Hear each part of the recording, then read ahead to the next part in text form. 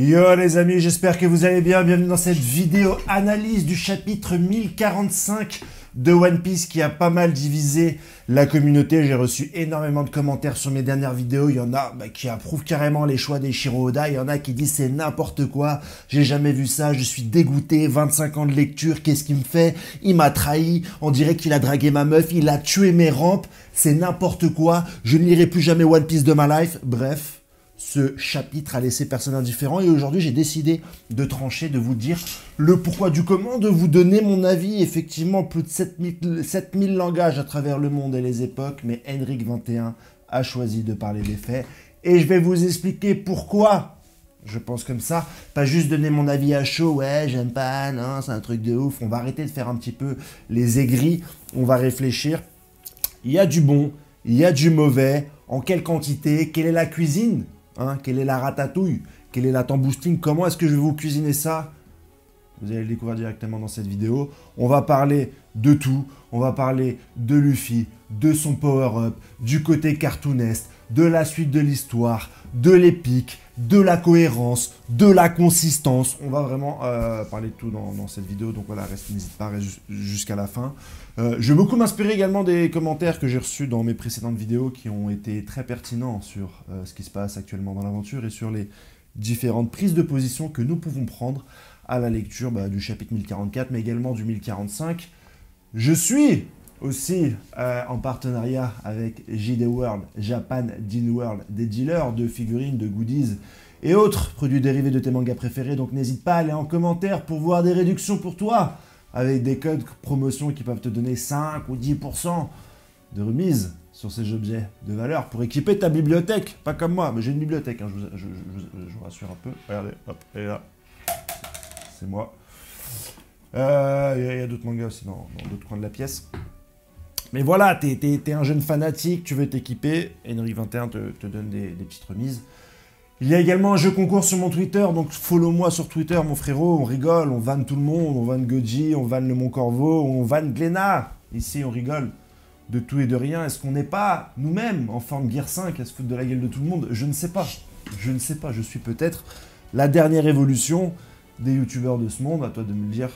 Moi, j'ai déjà la réponse en tête. Tu peux aussi t'abonner à ma vidéo. Tu as été crevard cette semaine. Tu as beaucoup donné la semaine dernière. Plus de 2500 abonnés. Cette semaine, tu te retiens. Je te sens dans la retenue. Je te sens frileux. Je te sens pas... Tu me suis plus là. T'es plus concentré, les gars. Hop. Là, c'est un pouce, un bouton, t'appuies, frérot. Je te demande pas d'argent. Je suis pas là. Vas-y, s'il te plaît. Est-ce que je peux taper un croc dans ton grec? Calmons-nous. C'est juste un petit abonnement. Fais-le. Si tu veux une contrepartie, tu m'envoies un message. Tu me dis, voilà, ami, Henrik, je me suis abonné. Voilà, RT mon tweet. Fais-moi un petit message d'anniversaire, chante une chanson, je te le fais frérot, on est là, on est dans le partage, on est dans l'échange. Concentre-toi. Chapitre 1045 les gars. Plusieurs choses à dire. Tu l'as lu, je l'ai lu, je vais pas faire comme les autres youtubeurs, je vais pas te raconter le chapitre. Si tu l'as pas lu, va le lire et reviens. Si tu ne sais pas comment, tu viens me voir sur Twitter, je te dis comment le trouver. Tu t'abonnes aussi, c'est sympa. Plusieurs questions qu'on va se poser ensemble et qu'on va essayer un petit peu de décortiquer pour savoir si c'est appréciable les risques que Eiichiro Oda a pris ou non, pas du tout. Au niveau déjà de la transformation de Luffy, on va mettre l'histoire de One Piece de côté. Il y a 3 points importants.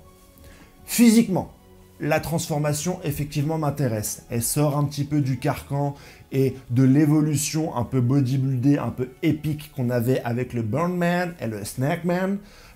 Beaucoup de artwork, de dessin, présager un Gear 5, bodybuildé, rempli de haki, les cheveux longs, tout ça, nanana, je suis content qu'on prenne ça à contre-pied. J'aime les contre-pieds, j'aime être surpris. Et là, je te dis ce que j'aime de manière transversale pour te dire, finalement, est-ce que j'ai apprécié ou non le chapitre? Je vais pas te dire, oui, j'aime le chapitre, non, je t'explique pourquoi. J'aime bien être surpris.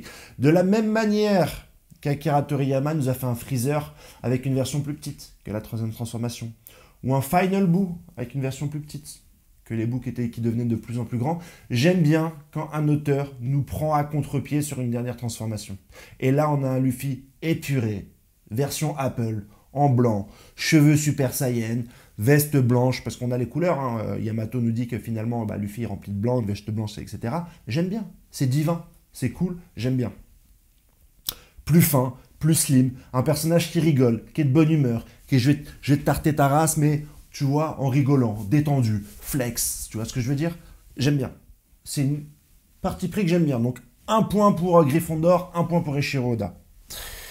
Au niveau du pouvoir, c'est un génie. À ce niveau-là, je te dis honnêtement, c'est vrai que des fois, je suis un peu Oda, mais c'est un génie parce que, effectivement, Luffy traduit une certaine volonté de liberté depuis le début de l'œuvre, et c'est déjà une livre où il y a des sirènes qui parlent avec des géants. C'est United Color of Benetton x 1000 le truc. On est dans l'ouverture d'esprit de ouf. Il y a des trans, il y a une guerre avec un trans, un mafieux qui se tape contre la marine, il y a un hibou ou un phénix qui fait des tours. Frérot, au niveau de la diversité, t'es servi. Et là, dans toute cette diversité, le mec, il te dit que non, en fait, au-delà de tout ce délire, il y a une liberté narrative qui fait que Luffy peut transformer son environnement, être cartoonesque, se soustraire des lois physiques, des lois One Piece, etc. C'est énorme, c'est énorme. Et personne n'avait vu venir. Tous les théoriciens, The Bean ne l'avait pas vu venir, moi non plus. On est surpris, c'est une bonne chose, en fait. Avec plus d'une dizaine ou d'une vingtaine de théoriciens par pays qui suivent Eiichiro Oda, l'œuvre la plus lue, 500 millions d'exemplaires en circulation, qui puissent encore, tout en restant cohérent, nous surprendre, c'est beau. Valide. Deuxième point pour Eiichiro Oda. Pour la transformation de Luffy, là où ça grince un petit peu, chez moi, il y a quelques grains de sable dans la machine, c'est que il y a quand même pas mal de choses qui se bousculent à la sortie. On a un Luffy qui se transforme en Gear 5 Joy Boy Nika. Est-ce que c'est pas un peu trop? Est-ce que c'est pas un peu trop avec un délire cartoonesque? Est-ce qu'on ne serait pas contenté uniquement d'un éveil? Parce qu'en fait, nous dire que Luffy, en fait, il a un deuxième fruit qui s'appelle le Ito Itonomi, modèle Nika, qui est lui-même une référence à un dieu qui aurait libéré les peuples grâce à un souvenir. Mais en prenant cette forme-là du Itonomi Nika qui se cache, nanana, tu es finalement Joy Boy, parce qu'on pense que l'ancien Joy Boy, libérateur des peuples, homme de joie, avait ce fruit ou ce pouvoir de Nika. Mais en plus, t'appelles ça le Gear 5. Parce que voilà, Luffy il est dans un délire de gear, il s'est vu, je suis puissant, et Gear 5. Est-ce que finalement, on se bouscule pas au portique pour pas grand-chose? Est-ce que finalement, déjà visuellement, on n'avait pas une réponse? Par l'aspect cartoonesque, on avait déjà une réponse. Par Joy Boy, on avait déjà une réponse. Pourquoi rajouter Nika? Et c'est là où te dis, bah, c'est peut-être une espèce de millefeuille avec pas mal d'argumentation pour au final te mettre un bouquet énorme pour pas grand-chose. Et là, on a le début de peut-être, tu vas trop loin. Mais on va développer par la suite. Parce que au final, on accepte tout ça. Ok, Tony, ok. On arrive sur un Luffy qui, de manière cartoonesque, peut plus ou moins modifier la réalité, ses alentours. Lui, déjà, il prend des formes successives. Kyojin en géant, il rentre dans Kaido, donc je pense qu'il doit être assez petit, il gonfle dans Kaido. Plus ou moins, il modifie la structure du corps de Kaido en se transformant en ballon. Mais Kaido nous dit que non, il nous dit c'est toi qui es élastique, c'est pas moi. Donc Kaido ne se rend pas compte lui-même qu'il est un élastique, ou est-ce que Oda fuit une première explication par rapport aux éléments qu'il est en train de nous amener? Et cette fuite, elle va être également auprès des spectateurs qui vont avoir les yeux qui sortent de leur orbite. Mais si on revient sur Kaido, ok, selon Kaido, son corps, donc lui-même, n'est pas impacté par la transformation de l'environnement de Luffy. Mais pourtant, Luffy sort ses bras des yeux de Kaido. Donc, si Kaido transforme Luffy, mais Kaido dit que non, on a déjà un problème de paradoxe. Moi, lecteur, est-ce que je crois Kaido? Ou est-ce que je crois ce que je vois, Luffy? Luffy, ensuite, il y a les autres personnages avec les yeux qui sortent en orbite. Est-ce qu'on est sur un style de narration cartoonesque ou est-ce que c'est réel ce que je vois? Est-ce que, effectivement, quand Luffy se transforme en Joy Boy, Nika, Ito Itonomi, Gear 5, son environnement se transforme en cartoon? Est-ce que c'est réel ce que je vois ou est-ce que c'est juste un style narratif? Et je me pose la question, puisqu'à la fin du scan, on a là encore un paradoxe. Luffy transperce le visage de Kaido de tout son long, je le vois. Sur l'image d'après, le visage de Kaido redevient normal. Si jamais le poing avait juste enfoncé Kaido dans son poing, dans sa tête, et que Kaido, à la manière par exemple de King, aurait eu un visage étendu, je me serais dit, bah, le visage de Kaido devient élastique. Mais là, le poing transperce. Le poing transperce, et sur l'image d'après, Kaido est net d'impôt. Je ne comprends pas, et je me dis, je ne comprends pas où tu veux en venir, Oda. Je ne comprends pas où tu veux en venir entre ton dessin et ton style. Et c'est là, je me dis que ça commence à être cafouillé. Surtout qu'au-dessus du Ito Itonomi, modèle Nika, qui représente Joy Boy, qui est le Gear 5, il y a aussi le Haki de l'armement plus le fluide. Il y a 7 changements d'état de Luffy. On a 7 changements d'état du personnage principal en 2 chapitres. 1. Ita Itanomi, modèle Nika, Joy Boy, Gear 5, cartoonesque, Haki de l'armement, fluide royal. Peut-être 6 ou 7. C'est énorme. C'est énorme. Et dans tout ça, tu veux mettre une cohérence, mais frérot, je ne sais pas ce que je suis en train de lire. Je suis arrivé à un moment donné là, à ce niveau d'incohérence, pas d'incohérence, manque de précision, je ne sais pas quel est le réel impact de ta transformation Luffy, je ne sais pas le réel impact de ta puissance, de tes pouvoirs. Donc ok, tu as fait le choix de ne pas faire un personnage épique qui montre par une puissance qu'il est capable de battre l'autre, tu nous montres un côté cartoonesque, mais avec des scènes où je ne sais pas à quel point ça fait mal à Kaido ce que tu es en train de faire. Mais disons, ok, comment va se finir le combat? Et Shiro Oda nous avait dit, oui, je suis très bien conscient que j'ai dessiné un personnage surpuissant que j'ai nommé Kaido. Je ne sais pas comment je vais me débarrasser de ce personnage. Et ça sera très certainement pas avec un power-up ou avec une patate. Et là, je me dis, ma théorie, beaucoup se sont foutus de ma gueule. Que Luffy va transformer Kaido, comme il a transformé Zunesha, comme il a certainement transformé quelque chose qui se nomme aujourd'hui One Piece et qui a fait rire Goldie Roger, il va très certainement transformer Kaido en une forme proche de Zunesha, et on appellera ça une malédiction. Ça devient quand même de plus en plus réel, ça devient quand même de plus en plus probable, de par les pouvoirs de Luffy, d'un petit peu transformer tout et n'importe quoi, que finalement il décide de maudire Kaido. Si c'est pas le cas, Luffy va battre Kaido qui est la créature la plus puissante du monde. On fait quoi après ça? J'en ai parlé dans ma dernière vidéo, mais on fait quoi après ça? On parle de quoi? On parle de qui? Qui est une menace? Qui fait quoi? Est-ce qu'on n'arrive pas un peu trop tôt sur la dernière transformation de Luffy? Joy Boy, Nika, Gear 5, fluide de l'armement, fluide royal. Il y a quoi derrière? Je veux dire, tu vas affronter Barbe Noire, tu vas affronter Im-sama, tu vas affronter Akainu, j'espère que tu vas affronter Shanks.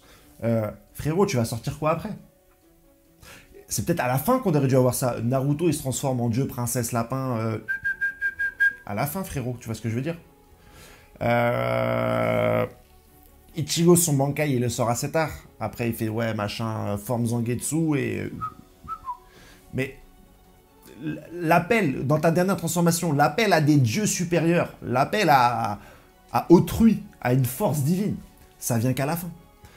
Là, on est encore tôt, on a encore 5 ans d'écrit minimum. Donc voilà, qu'est-ce que tu vas nous raconter derrière?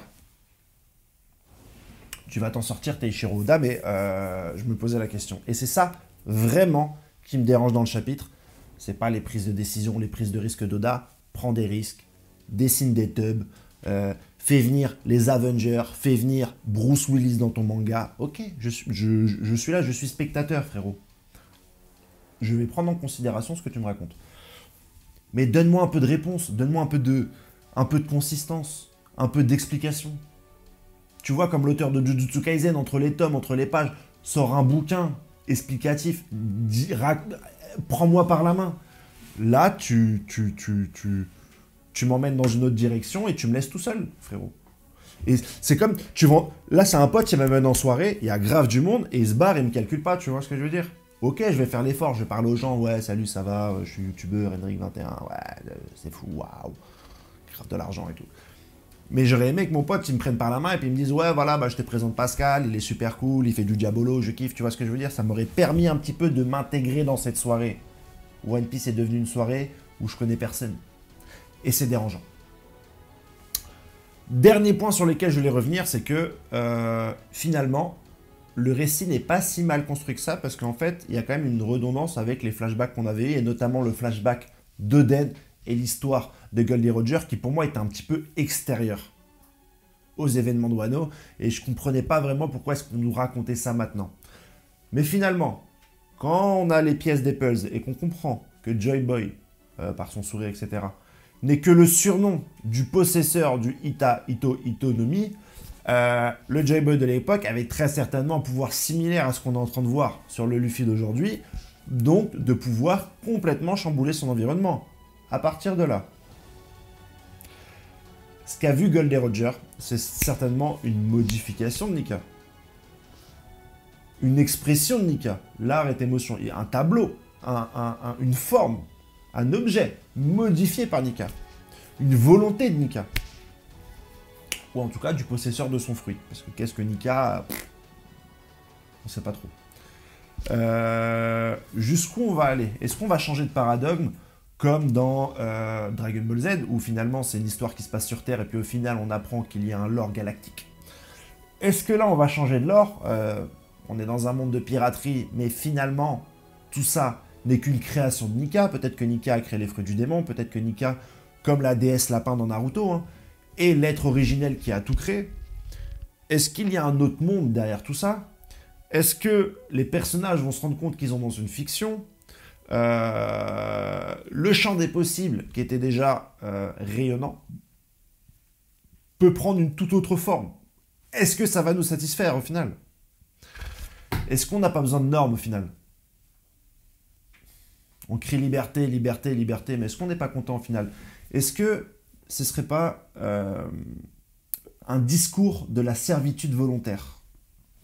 Autrement dit, est-ce que finalement on n'aime pas être tenu par le bout du nez et ne pas être maître, ne pas être surpris et rester dans notre zone de confort? Le discours de la servitude volontaire est un bouquin qui parle du fait qu'en fait on aime bien être esclave. Malgré le fait qu'on s'en plaigne, malgré le fait qu'on cherche la liberté à outrance, finalement, notre environnement le plus confortable est celui où on nous dicte ce qu'on doit faire. Voilà.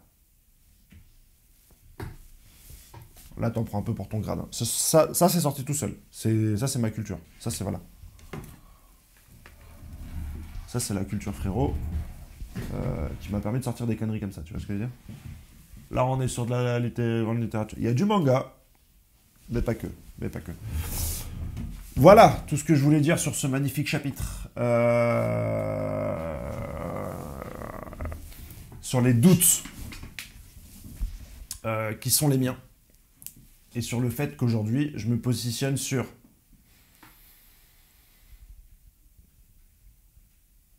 une appréciation du chapitre, avec un arrière-goût de frérot, voilà.